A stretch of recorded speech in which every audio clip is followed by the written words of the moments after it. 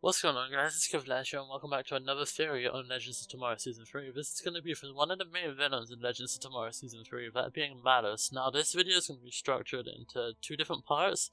One of them is going to be my theory that I come up with to do with Mallus, and then the second part is going to be a theory that ties into this theory, which was actually given to me by a friend called Declan, who actually has a YouTube channel, which I will link in the comment section below, the description below. If you guys want to go check him out, please go ahead. He makes some awesome DCTV content, and he has some interesting theories and videos on around the Flash, Arrow, Supergirl, Legends of Tomorrow. He also does other stuff in DC TV and films, so if you're interested in that, go check that out in the description below. Anyway, getting back into the first part of this theory, which I come up with, is that Mallus has been shaping and controlling who and what the legends mean in terms of anachronisms. So recently I've been thinking, like, it's not just a coincidence that every anachronism that they go to that has been, like, is not caused directly by them, that Mallus has caused, that Damien Dark, Kuwasa, and Grodd are, when they get there, they actually meet one of their ancestors, like one of their relatives. So for example, Kuwasa is a direct descendant of Amaya, and then we have Mick Rory meeting his father when he goes into the jungle with the Grodd episode, and then finally we meet Martin Stein's, I think I don't remember what the relation was, but we meet the crazy Dr. Stein in the first episode where Damien Dark was brought back, which was the vampire episode, I believe. So, yeah, it seems like he's been controlling who and what the legends mean in terms of those anachronisms, but also, going slightly into the second part, that second part is that Mallus actually has a connection to the dead, and that is why he has like a connection to Sarah Lance, because if you saw in the mid-season finale, she was actually pulled into the portal. I'm not sure if it was by Mallus or she was just sucked into the portal, but when she saw Mallus, he's like this extra dimensional being, and maybe he can control the dead, or he can like communicate with the dead, because you think about it, Kuwasa was resurrected.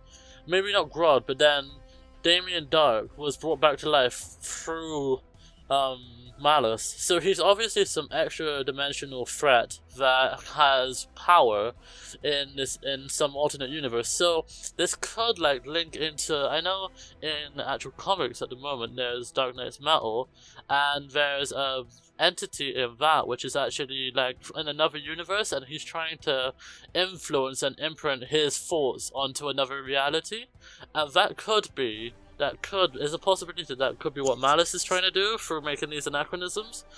Because if they meet somebody they're related to, it could distract them from what the actual anachronism is. And if you didn't notice, Damien Dark, Gorilla Grodd, and Kuwasa all got away. Granted, they all overpowered him. Grodd got teleported because he was falling into Inferno, but they all escaped so Damien Dark escaped because of Rip Hunter making the mistake of sending all of the Time Bureau agents in and getting slaughtered, and then he gets away by just overpowering them with magic.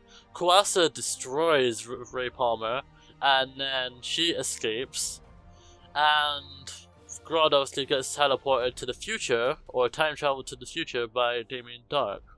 So the distraction of their family could have led to them not being able to concentrate as much, and then leading to them not solving the anachronism.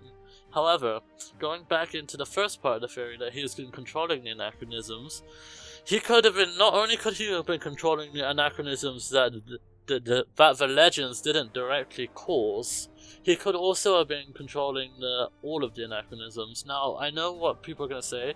The legends caused all the anachronisms by breaking time. So what if I said that Mallus could have been controlling Sarah? Because if, like I said, Sarah has a connection to Sarah's been dead, and in this theory, Mallus could have a connection to the dead. So what if Mallus has imprinted his thoughts, his ideas into Sarah's head, and gave her the idea to go back in time and try and fix time by making versions of themselves, knowing that it would create anachronisms that would then cause him to gain more power, because it would allow Damien Dark to come back, because he obviously time travel, seeing the future, knows that Damien Dark gets killed by the Green Arrow in the future, so he would be able to resurrect him through the Anachronism. He knew he'd be able to bring back Kuwasa.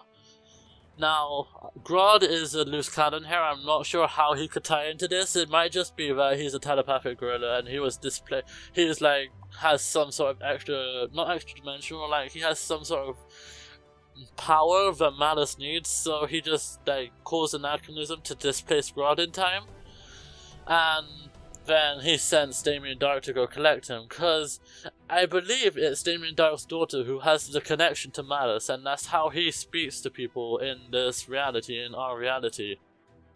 So, yeah, that is the theory that Mallus has actually been controlling all of the anachronisms, if not all of the anachronisms, definitely the ones out of the Legend's control, and also on top of that, the fact that Mallus could actually have a connection to the dead, which explains why Sarah Lance was, of all people, was pulled into the portal in the mid-season finale of season 3, which then caused her to meet Mallus, because she could have been the only person who could have actually been in that universe, because she's been dead before. So that could also, something just sparked in my mind, Mallus could also be in the dimension of the dead. He could have been killed many years ago, and he's in that dimension trying to influence reality to try and get back into existence. So if you think of it kind of like Raven's father, who is trying to get back into reality through using her, but instead it's Mallus trying to use Sarah, or the dead in general,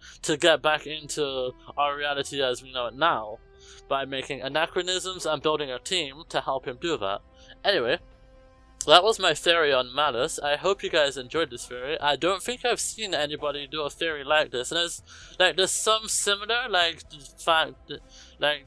comparing something to Mallus, I've seen Paige, I think Ben have done a few of these, but the theory in general of Mallus controlling the anachronisms and having connection to the dead, I think is an original that me and Delcan came up with, which is cool. And if you guys enjoyed this episode, or episode theory, please do hit that like button if you know your support is very much appreciated, and subscribe if you're new. And I'll see you guys in the next video.